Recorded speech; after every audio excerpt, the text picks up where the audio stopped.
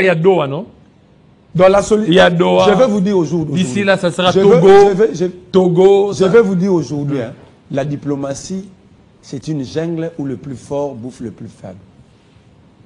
La solution ne viendra, la solution ne serait jamais diplomatique. Seulement, la solution doit être diplomatique et militaire. Or, ici, on refuse de faire la guerre. On refuse la voie diplomatique. Alors, quelle est la solution intermédiaire? Quelle est la solution intermédiaire? Ça fait 1043 jours que Bounagan est occupé. Ça fait 84 jours, 85 jours que la ville de Goma est occupée. Ça fait 64 jours que la ville de Bukavu est occupée. Quelle est l'action gouvernementale à impact visible que vous avez vu? Que des discours! Que des discours, des faux procès contre des généraux! Que des discours! On ne libère pas un peuple par des discours. On libère un peuple par des décisions, par la révolution. Ça veut dire que vous prenez des décisions qui vont révolutionner toute une société. Mouzé l'avait fait. Mouzé l'avait fait. Et ça veut, à l'époque, le peuple était révolutionné. Vous avez vu à Kinshasa, Bakangi, Batuna, Minduki. C'est que tu sais que je donne raison à mon ami Prince Kinana lorsqu'il dit chaque jour que la communication du gouvernement pose problème. La communication. Mouyaya est journaliste de formation.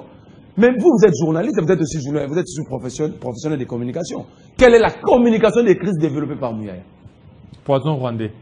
Ça, c'est une communication. Il a parlé du poison rwandais. Poison rwandais, ça veut dire quoi? Ça veut dire l'intox ou Bouengue. Quel intox?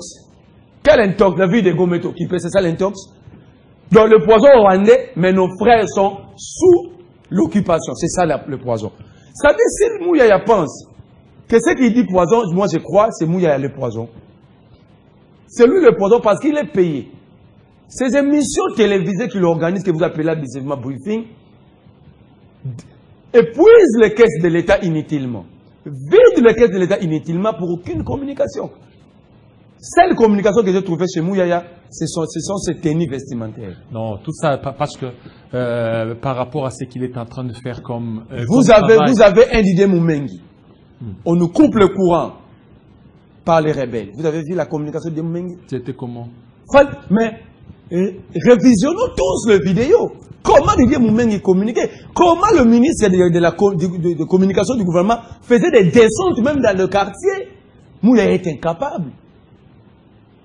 Mouyaya préfère attendre Macron, aller prendre ses castels. Vous avez Madame Soumino, ce qu'elle sait bien faire avec son inconstant Constant Moutamba, c'est d'aller au palais du peuple devant les jeunes. Dans une organisation où on devait montrer aux jeunes comment se comporter pour lutter contre la corruption, ils se sont mis à détruire la jeunesse sur la place publique. Donc ici, il y a un problème. Le gouvernement a échoué.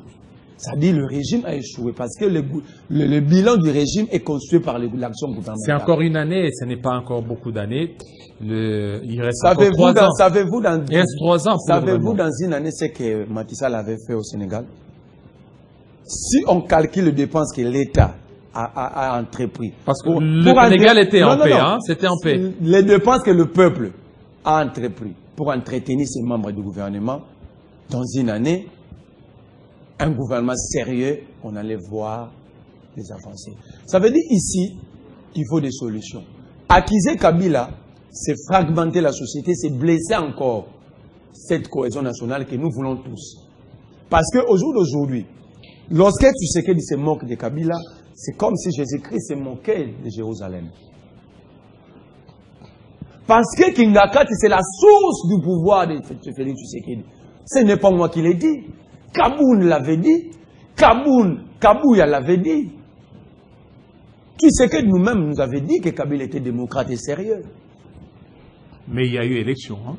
Il y a eu élection. Non, nous sommes en 2018. Alors si Kabila était sérieux, démocrate, Tshisekedi nous avait présenté Kabila comme ça, parce qu'à l'époque, moi, je combattais Kabila. Tshisekedi me dira, non, vous avez commis une erreur de combattre Kabila. C'est un gars sérieux et démocrate. Kabouya a dit, Kabila regarde.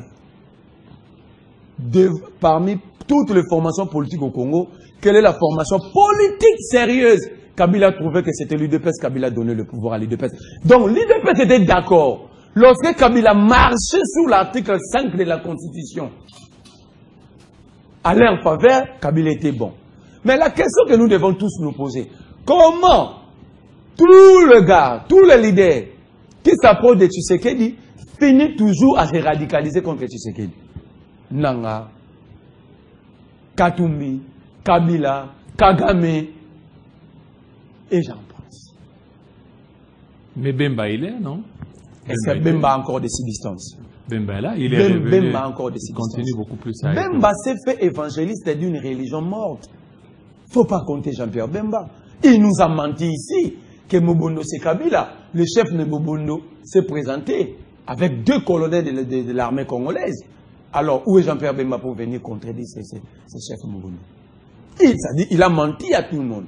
Il a menti à tout le monde. Au jour d'aujourd'hui, j'ai vu Constant Moutamba, que moi j'appelle chaque jour un Constant. Constant Moutamba. Non, c'est parmi les ministres. Non. Il ne faut pas confondre un ministre et un populiste. Est-ce que c'est au ministre d'ordonner la saisine des biens? Cette question est posée à tous les juristes du Congo, de l'opposition de la société civile. C'est l'injonction. Le pouvoir, c'est quoi le pouvoir d'injonction d'un ministre? Du ministre de la Justice? C'est de demander l'ouverture des enquêtes. Et ces enquêtes ne sont pas subordonnées par la volonté du ministre. Donc le ministre ne peut pas ordonner des saisines de biens. Le ministre ne peut pas ordonner de poursuites. Il doit ordonner des enquêtes. L'ouverture des enquêtes. Oui, mais ce sont les enquêtes qui... Non. Quand il dit on doit saisir les biens, d'où Constant Moutamba tire ce pouvoir? Nous voulons une société quand même des hommes normaux. Et quand vous voulez une société des hommes normaux, il faut avoir une société où les règles sont respectées. Est-ce que, la question aux juristes congolais, est-ce que le ministre de la Justice a le pouvoir d'ordonner le saisine? Alors si Moutamba peut ordonner les saisines de biens de Kabila, pourquoi Moutamba n'ordonnerait-il pas la saisine des biens de plusieurs détournés de millions et de millions de dollars? Parce que si nous avons ces millions, on peut l'injecter tout de suite, l'affecter tout de suite dans le secteur de la défense et avoir une armée réellement dissuasive. Alors maintenant, parlons des initiatives ou des initiatives des prélats catholiques. Prélats catholiques qui veut assez qu'ils puissent entendre. Et puis, à un certain temps, on a vu un autre débat qui a fait surface, le débat sur le fédéralisme. Ceux qui demandent le fédéralisme étaient les premiers à être contre la révision constitutionnelle. Est-ce que vous ne voyez pas que la politique congolaise, c'est de la marmaille? Je vais quand même essayer d'être dur avec moi-même, vous et tous les Congolais, sur cette question du fédéralisme. Vouloir le fédéralisme, ce n'est pas vouloir la révision constitutionnelle, mais le changement constitutionnel. Changement. C'est le changement. Parce que le socle d'ailleurs... Alors que l'UDPS voulait qu'il y ait changement. Donc, moi je me dis chaque jour, le problème du Congo, c'est sa classe politique. On donnerait aux Congolais la formule ou la forme de l'État qui a permis à l'éternel Dieu de créer le monde. Avec cette classe politique, les Congolais vont toujours échouer.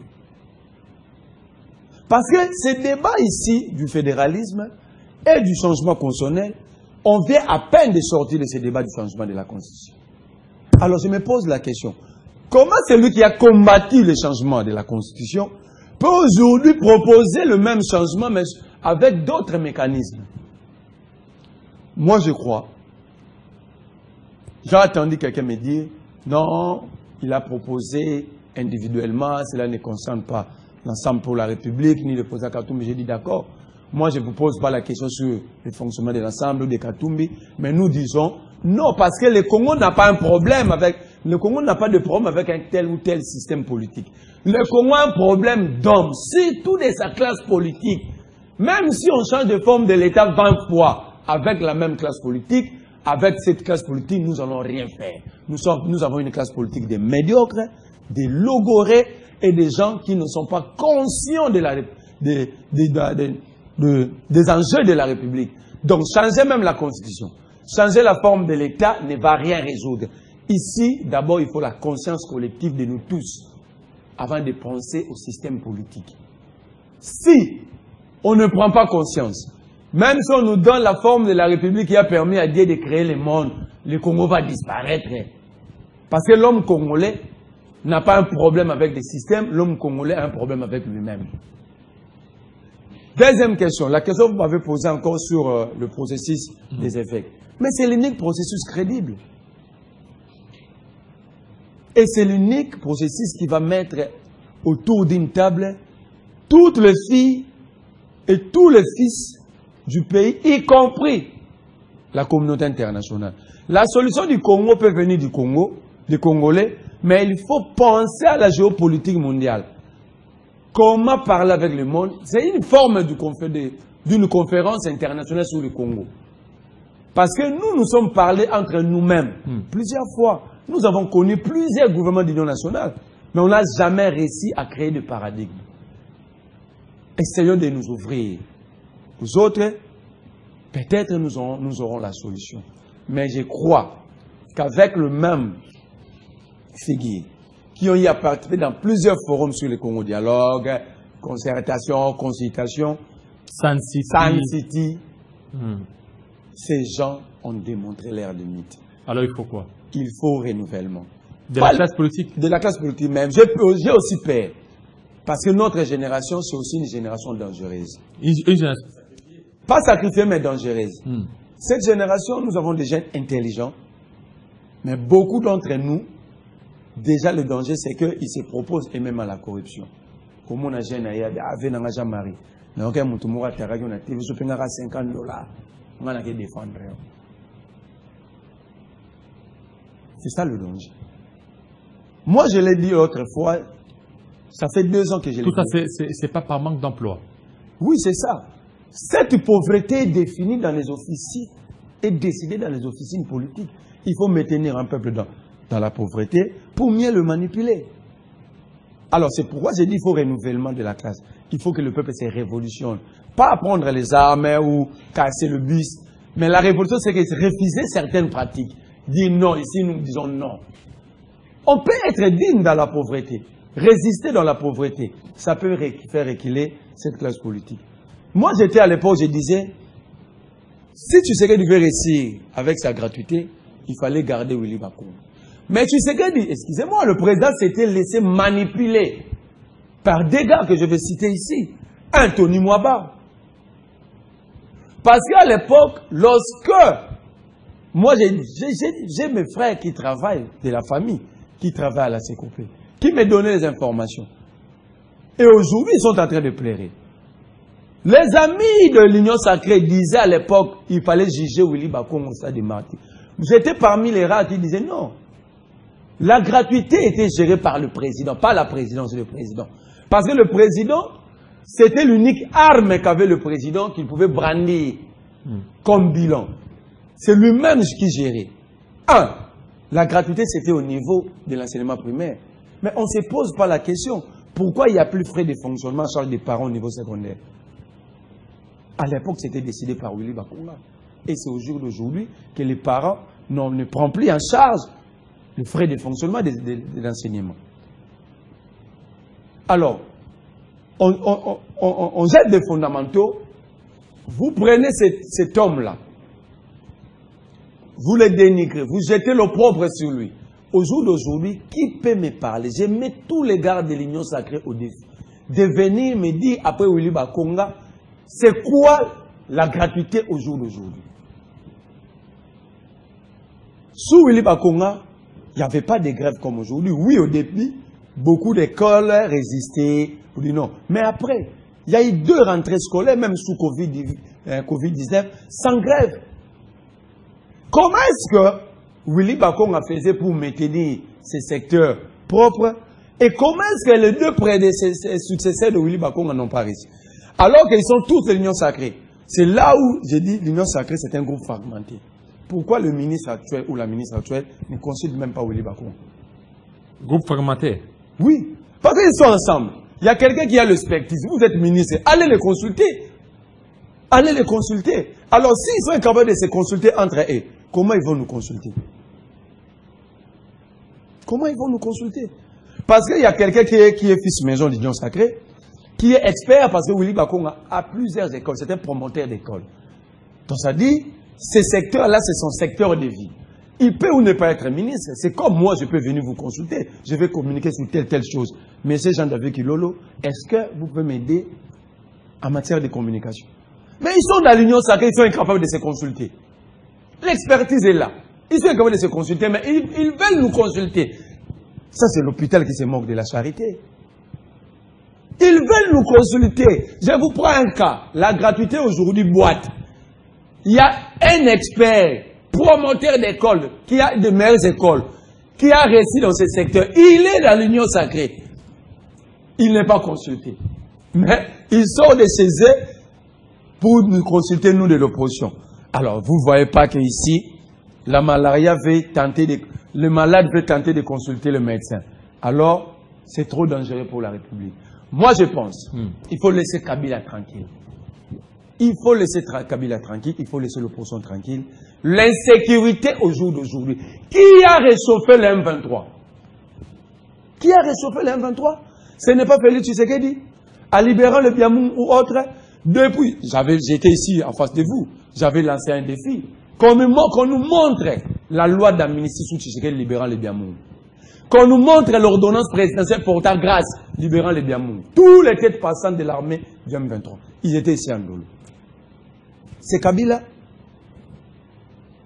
Au jour d'aujourd'hui, la même Union Sacrée qui disait hier que Kabila n'avait jamais défait le M23 militairement. Aujourd'hui, pour accuser Kabila, ils disent quoi?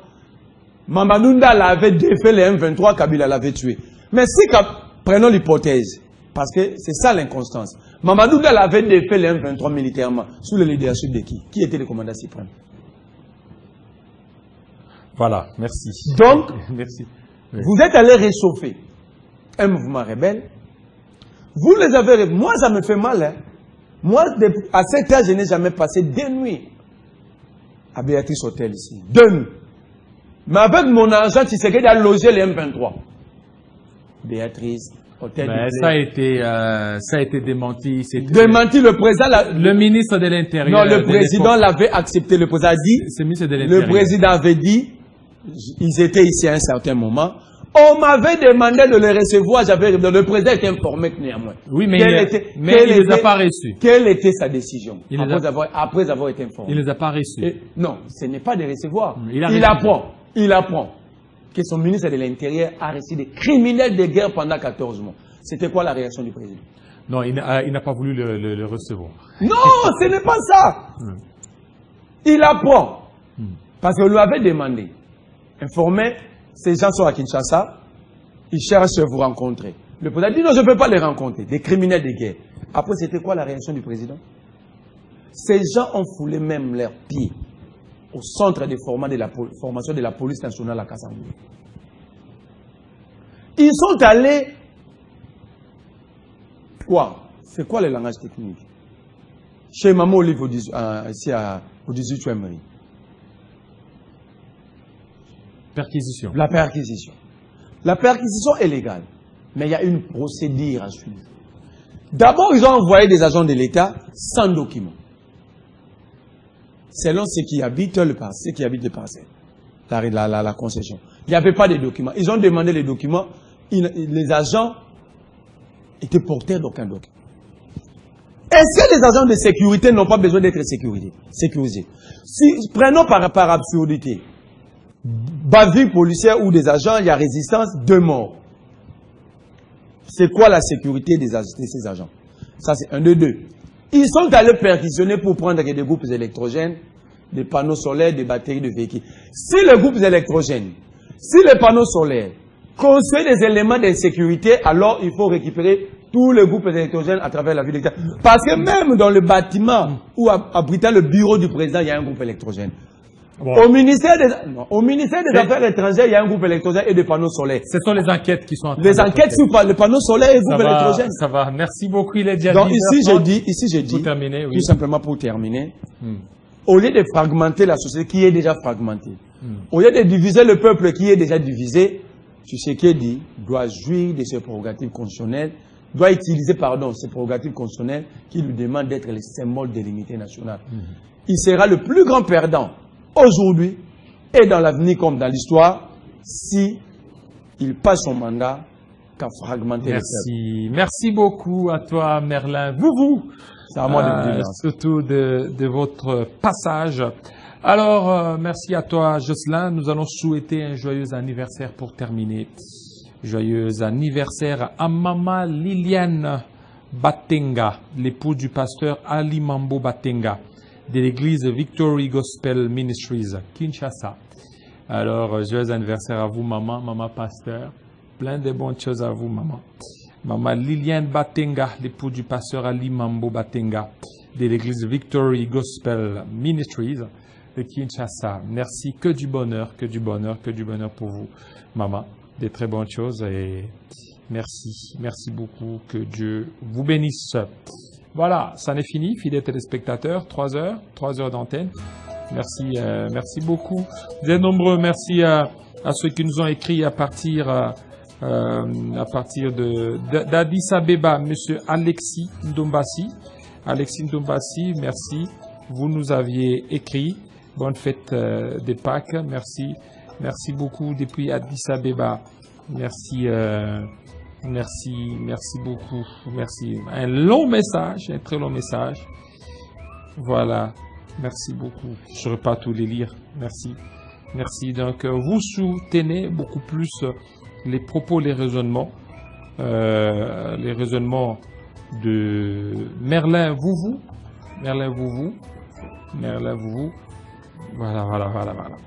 C'est beaucoup, c'est un long message. Malheureusement, j'ai eu ce message à le lire à la fin de l'émission, M. Alexis Ndombassi. Je ferai le mieux pour faire plaisir de pouvoir les lire, peut-être très prochainement.